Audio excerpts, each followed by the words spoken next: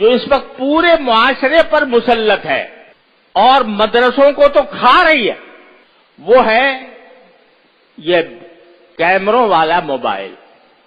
یہ ایک بلا ہے، ایک مصیبت ہے، اور افسوس ہے کہ پورے معاشرے کو کھا گئی ہے۔ اور بڑے سے بڑا عالم، بظاہر متقی، بظاہر نمازوں کو پابند، لیکن اس کے پاس یہ موبائل جو ہے، یہ جس کو آج کل اسمارٹ موبائل کہتے ہیں۔ اسمارٹ کیا ہوتا؟ وہ تو تباہ کن میزائل ہے، وہ موبائل نہیں ہے، وہ میزائل ہے۔ وہ انسان کے اخلاق کو تباہ کرنے والا، وہ انسان کے دین کو تباہ کرنے والا، انسان کے اوقات کو تباہ کرنے والا میزائل ہے وہ۔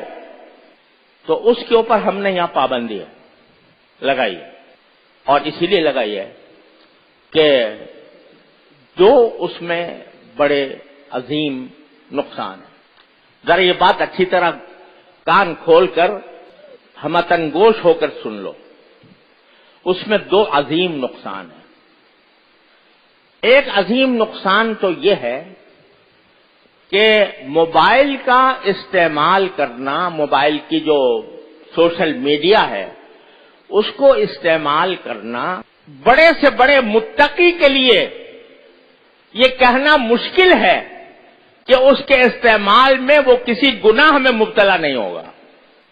بڑے سے بڑا متقی، شیطان، حدیث میں نبی کریم صلی اللہ علیہ وسلم کا ارشاد ہے کہ شیطان جو ہے، نگاہ جو ہے وہ شیطان کے تیروں میں سے ایک اہم تیر ہے، اور قرآن کریم میں ہے کہ شیطان تمہارے رگوں میں اس طرح دوڑتا ہے جیسے کہ خون دوڑتا ہے۔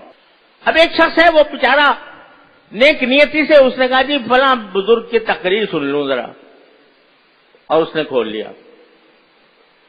اس کے کسی اختیار کے بغیر ایسی چیزیں سامنے آ جائیں گی کہ شیطان کو ڈسنے کا فوراً موقع مل جائے گا۔ میں نہیں جانتا، لیکن بڑے سے بڑا متقی، صاحب نسبت بھی اگر وہ استعمال کرے گا تو کبھی نہ کبھی وہ گناہ میں مبتلا ہو جائے گا، اور ایک گناہ جو ہے دوسرے گناہ کو کھینچتا ہے۔ ایک چھوٹا سا گناہ ہو گیا، ایک عورت کی تصویر آ گئی، اس میں دیکھنے سے مزہ آ گیا، تو کہ یہ تو آئی گیا، ذرا اس کو اور تھوڑا سا آگے بڑھ کے دیکھ لیں۔ شیطان اس طرح انسان کو رفتہ رفتہ ایک گناہ سے دوسرے گناہ، دوسرے سے تیسرے گناہ، تیسرے سے چوتھے گناہ میں مبتلا کرتا جاتا ہے۔ تو اس لیے میں کہتا ہوں یہ میزائل ہے ہاتھوں میں، عام انسان کے لیے بھی، اور یہ اصول سارے عالم علمی دنیا میں مسلم ہے کہ دفع مضرت جلب منفعت سے مقدم ہے۔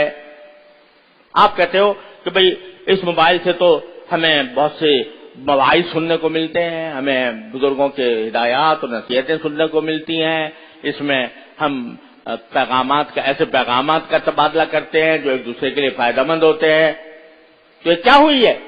یہ جلب منفعت، اور نگاہ کا بہک کر کسی غلط جگہ پر چلا جانا یہ مضرت کبریٰ ہے۔ تو دفع مضرت مقدم ہے جلب منفعت کا۔ لہذا ایک بات تو یہ ہے کہ یہ عام آدمیوں کے لیے بھی خطرناک ہے،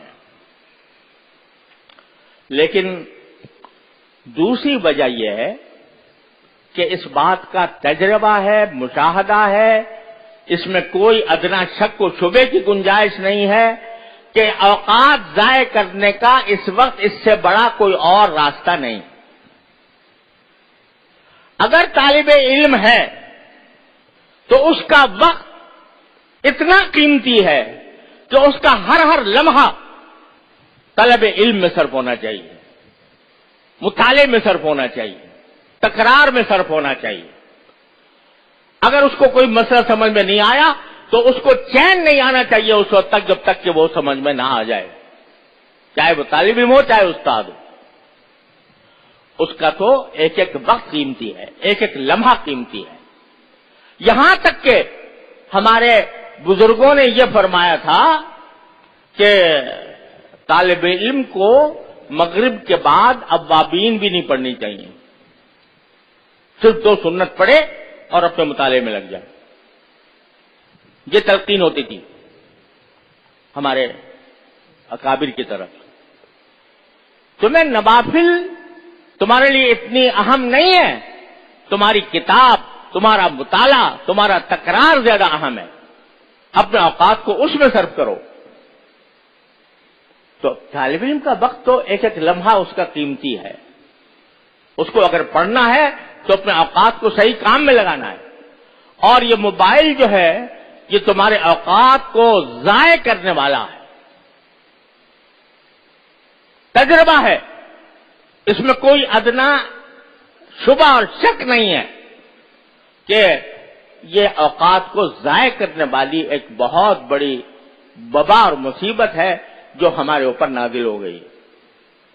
اس لیے آپ کو منع کیا گیا ہے کہ اگر باقی طالب علم ہو تو پھر اپنے اوقات طلب علم میں صرف کرو، اپنے دین کو، اخلاق کو درست کرنے میں صرف کرو۔ موبائل میں صرف کرو گے تو نہ دنیا ملے گی نہ دین ملے گا، خسرت دنیا والآخرہ۔ اس لیے یہاں پر یہ پابندی ہے اور آپ کو اس پابندی کا لحاظ رکھنا ہے۔ اگر یہ ضوابط آپ کو منظور نہیں ہے یا آپ کا دل مطمئن نہیں ہوتا ان ضوابط پر، تو پھر براہ کرم کوئی اور راستہ اختیار کر لیں، کہیں یہاں سے اپنے آپ کو کہیں اور لے جائیں۔ لیکن یہاں رہنا ہے اور طالب علم بن کر رہنا ہے تو ان ضوابط کی پابندی کرنی ہوگی۔